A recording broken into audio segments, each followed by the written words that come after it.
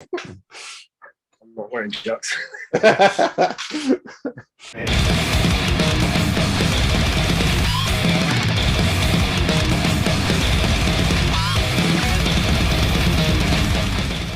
Brad from DFC, otherwise known as Death Fucking Cunt. Welcome to Nightbreed. How's it going, man? Yeah, good, thanks. How you going, mate? Yeah, good, doing well.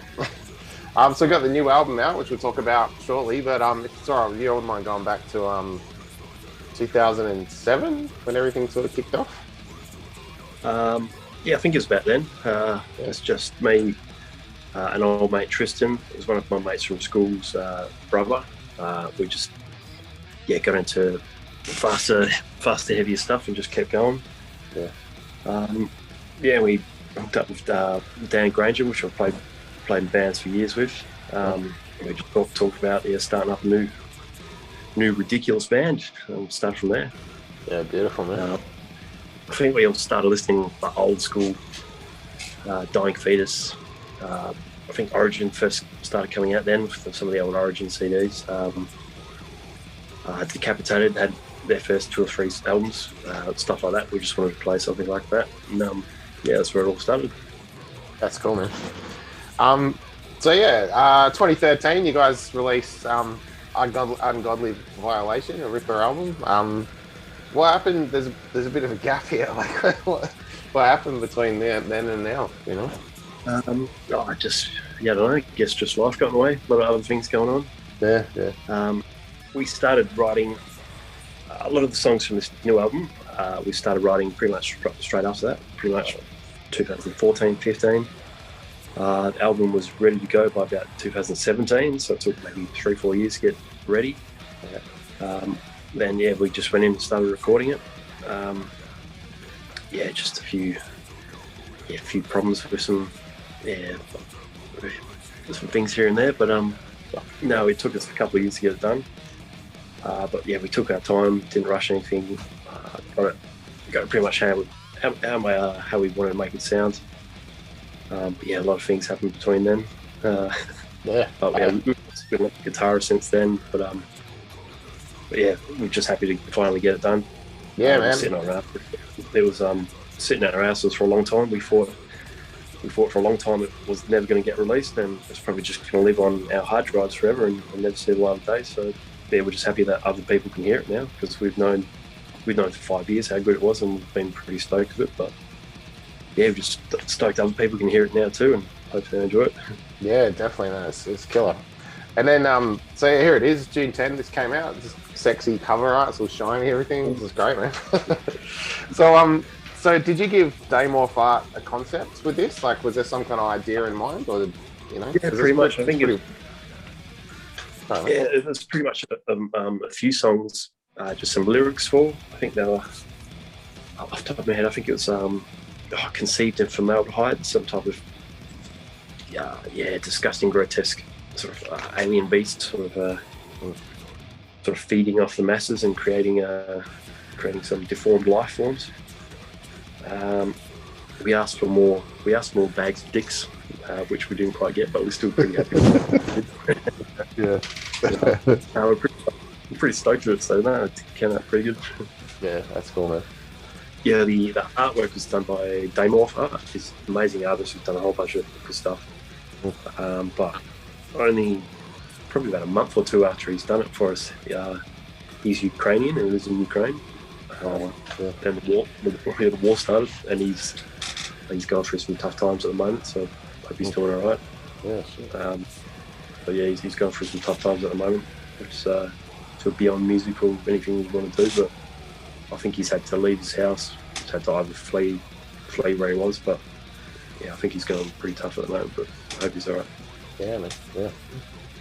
I mean, DFC was started off years ago. Pretty much. We just wanted to make the most ridiculous, fast, over-the-top tech death we could. Yeah. I remember a conversation with our old guitarist Tristan, just saying, just keep it ridiculous. That's the key word, keep it ridiculous. So, I mean, when we were young, we started listening to the faster stuff we could. And then early 2000s, like like the unique leader type bands like Deeds of Flesh and In Veracity, then the Origins that are coming out, Dying Fetus, stuff like that. We just want to keep going faster. Decrepit Birth, their first album. We just want to do something pretty similar to that, and I think we've pretty stoked with the way it came out. Yeah, it sounds massive, man. It's good. Yeah. Cool. But I mean, yeah, we get a lot of like really, really overproduced bands these days, and just really clean sounding, sort of tamed, like still fast, still technical, but just clean and almost too clinical. So we were definitely trying not to fall into that trap. We went still a bit of old school vibe, like, 90s, really dirty death metal, but still fast and maniacal, but still technical enough to really wrap your head around and get into. Yeah. That's what we're after. I think we've got pretty close to what we're aiming for. But yeah. What do you reckon is a trick to try and capture that? That to make so it's not too clinical and digital. Yeah, I don't know. Maybe a bit of crunch in the distortion, I guess. Like, always like my bass turned up and a really dirty bass tone. Just the drums as well. And I think Blake, the vocalist, has done an amazing job on this one. Just not too guttural. Like he barks his words, but you can really tell his pronunciation. So he's done all right. But I know production-wise, I guess it's just trial and error. You just keep going and just tweaking buttons till you like what you hear. Yeah. Real secret to it, I think. Was cool. I guess a lot of bands nowadays just have the same old plugins. There's too many plugins just getting overused. So I guess you just got to get out of that sort of cliche, I guess. But yeah. So so Dan does the lyrics, right? Do you guys have much of a chat about what sort of things you want to talk about over there? Yeah, pretty much with the song titles, we all just get together and brainstorm and just come up with the most ridiculous dumb shit we could ever come up with. Yeah. We just pretty much got a running pool of dumb ideas that we just chuck shit into.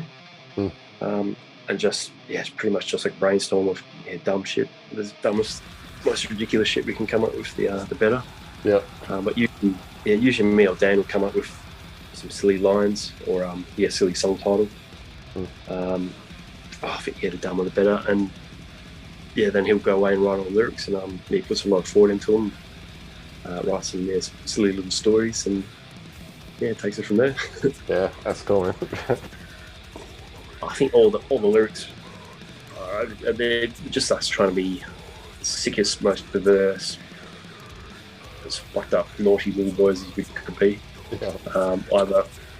Either just about the sickness we see around us, or silly little stories that we've heard of. We've got suicidal masturbatory flagellation. That's my favourite title. Yeah. But it was about just wanking yourself to death, just smashing your cock. It was a story we heard about a guy in Brazil who wanked himself 17 times and blew an artery in his brain and died. Yeah. So we're pretty stoked with that one. Yep. Where does he start? It's phallic violence he perpetrated with death skill to demonstrate. So we're pretty stoked with that one. I think the title track, Decadent Perversity, I think it's pretty much sums up what we're about, just over the top, decadent, just grossness. That was just about. I'm not sure what Dan's written about there. You have to ask him, I guess. But Garroted by Frenulum. We're pretty stoked to that one. We managed to get the word vas deferens into a song. So I was pretty stoked with that. I think I'd ever get the word vas deferens into a song. I think I was watching Godfather or something with the mafia. Garrot you. They smash you behind the neck and strangle you, but we thought it'd be pretty funny. The frenulum is, of course, you have a string, your dick string, so we thought that would be pretty funny. Yeah. What else we got? Blunt force vasectomy, which is pretty straightforward. That just gets smashed in the cock. Yeah. Mulesing the Malformed. I was pretty happy with that one. I think Mulesing I picked up from my old granddad, the farmer, the sheep farmer. Oh, yeah. Mulesing, with sheep ever get built up of gunk and fluff around their anus, it starts to fester and they get rotten anuses. So to get away from that, they scar up their anus just to make sure no wool grows there, so they can have a rot-free anus. Yeah. Obviously wanted to put Mulesing into somewhere, but no, there's a few rude little songs there, but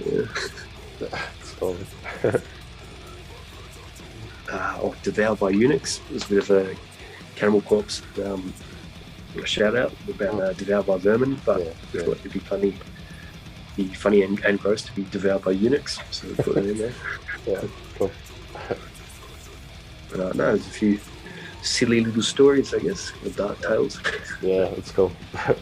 I saw you've got Sims Cashy on one of the tracks. How did you get together with Sims? I didn't know anything about him. I think guitarist Ollie just got in contact with him. Okay. And was just looking for a guest solo spot, and got the contact with him, and he's just sent us a whole bunch of stuff, and we probably used only about half or a quarter of what he sent. But yeah, he just went to town with a bit of widdly diddly. Yeah, that's cool. We just laid it in.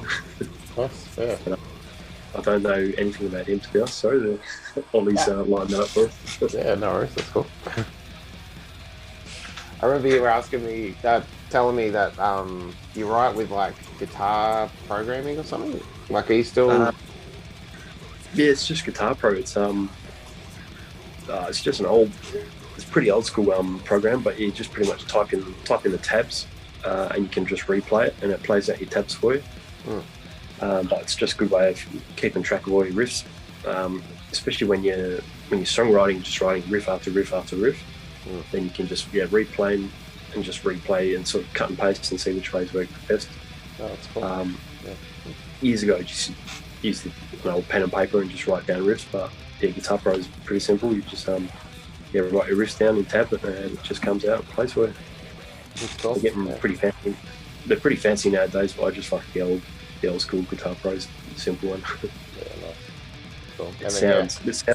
It sounds just like MIDI. It just comes out as an annoying MIDI beep. But yeah, it's just what I'm used to now, so it can't really change. Yeah, well, you got tab for everyone then as well, eh? Like, for the band. Yeah, it's the easiest.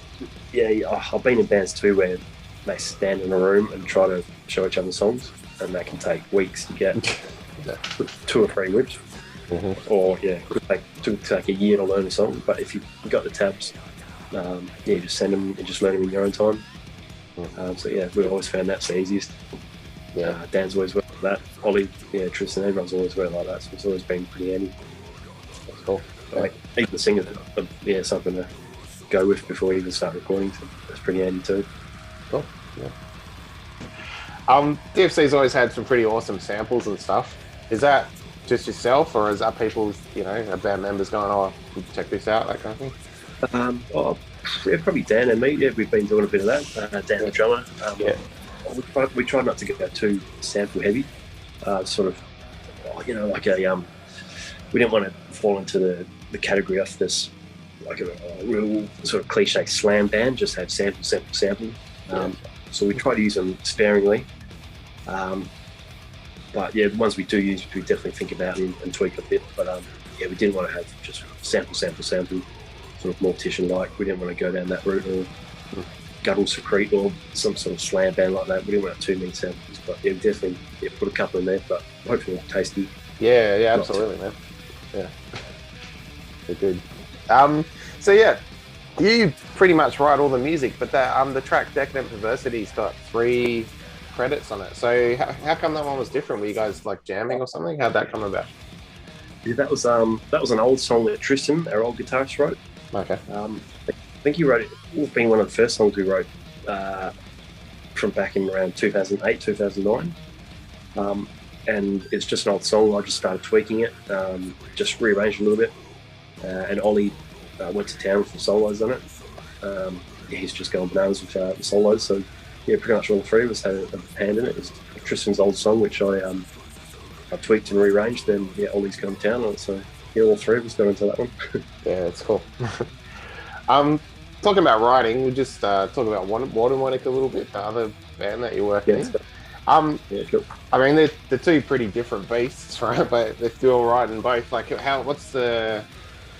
How can I say this? They sound really different, I guess. So are you approaching them differently when you kind of get into it? Yeah, definitely. Yeah, for sure. Like DFC is supposed to be fast, over the top, ridiculous, just tech deaf, and black. And Watermonic was always supposed to be fairly serious black metal. But yeah, the sort of black metal we liked was a thrashy black metal, really fast, aggressive, not sort of emo, whiny black metal. With a lot of depressive, suicidal black metal. We weren't really into that. So more stuff like 1349, Absu, Marduk. Yeah, more like Marduk, the stuff like that we grew up on. So we wanted to keep it fast and aggressive, but yeah, we just wanted to keep that sort of dark and pretty dark and very aggressive still. But yeah, DFC is totally different. Writing wise, it's they're just a bunch of different bands that we like, and it's pretty easy to separate it. You know, one's a bad mood, one's a good mood type music. So yeah, sure. No, that's cool, man. And what's the go? Like, what are you writing at the moment? Are you working on any stuff? Yeah, for DSC we've got pretty much a whole new album written, sitting on the hard drive, ready to go. We just need to start learning it now. But so hopefully in another 9 years we can get that done. But hopefully a bit more before then. But we've still got our pool of dumb ideas for our song titles ready to go. Still a fair few good ones we haven't used yet, so hopefully get something out of that. Yeah, cool. Is there any chance DFC will get on stage again? I wouldn't say never, but at the moment we're pretty happy not playing live. But Dane Graham's got a few things on. I've been playing with Iniquitous Monolith for the last 3-4 years. And I'm pretty satisfied and pretty happy playing with those guys. They're awesome. Some of the old guys from Entrails Eradicated, Taryn and Linton, and Brendan Knock from Nails in Position. So pretty stoked to be playing with those guys. If there was more days in the week, I might think about getting DSC going again, but at this moment, probably not for a while. But as I said, we've still got an album sitting on the hard drive ready to be learnt and recorded. So if we can bring out another album, hopefully one day. But for now, probably won't be doing gigs. Certainly in the next couple of years. Yeah, no stress, man. That's cool. If a guitarist come knocking on our door and he's desperate to play it, we couldn't say no, so we'll see. Yeah. Cool. So what's the Iniquitous Monolith up to? Are you guys recording anything like that? We just finished an EP. Pretty stoked with that as well. It's I think 6 tracks, and Linton, the guitarist, has got a whole album written, so we've got plenty of stuff up our sleeves to get into that. But hopefully we can get this EP out as soon as we can. But we're pretty stoked with that too. Yeah, that's probably a little bit more in the slam death metal vein, but still, I think they started off as a slam project. But after Noki from Nails and me joined and Taryn, I think naturally we just got a little bit more tech deaf after talking about all the old school bands we love, and just sort of evolved more into a tech deaf band. But with a few more sort of slower, hard hitting sort of slammers for hopefully it's pretty stoked with that. So hopefully that comes out soon too. Yeah, awesome. That's cool. Yeah, you got 3 brutal fucking bands, man. That's good, All right. Well, look, cheers, Brad. It's a wicked album. Everyone should go out and grab check it out. It's heavy as. And as far as I can tell, I think this is it. You got to grab it, right? You got the CD, you guys got a record now too, right? That'll come out apparently August sometime, so a couple of months away. But the whole thing will be in vinyl as well. We've seen mock-ups of it. They're going to be all a whole bunch of variations, color variations. Oh, nice. I've got that one too. As well. But no, we're pretty stoked about that, and yeah, there's a whole bunch of merch the label dudes put together. So there's heaps of merch out there. So, yeah, keen to get on that too. So yeah, can't wait. Yeah, that's awesome. Nice. Cool. All right, cheers, man. Thanks. No, thanks a lot, man. Fucking check it out.